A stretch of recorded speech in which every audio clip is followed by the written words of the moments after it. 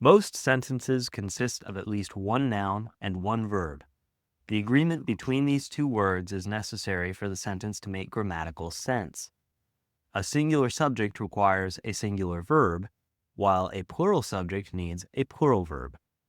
Let's look at a basic sentence. Spike eats any meat left on the counter.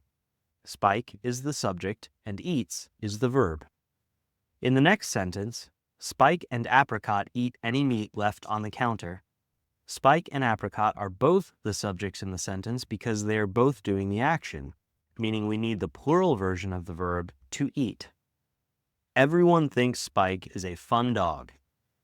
Everyone may refer to multiple people, but it is in fact a singular pronoun and matches with the singular verb to think.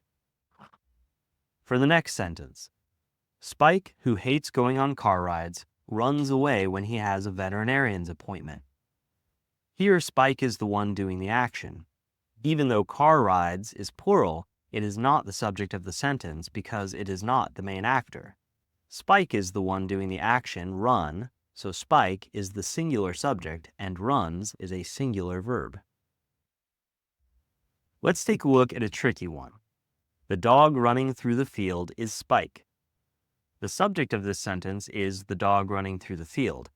You may think based on its proximity that running is the corresponding verb, but it is actually is. The main idea of this sentence is the dog is Spike. Running through the field is just clarifying what dog the speaker is referring to. Now we will take everything we've learned to analyze this final sentence. Spike, although he would rather nap on the couch, spends Saturdays running and playing in the park. Here we need to identify the main idea of the sentence. Spike spends his Saturdays running and playing in the park. The phrase, although he would rather nap on the couch, is supplemental to the main idea.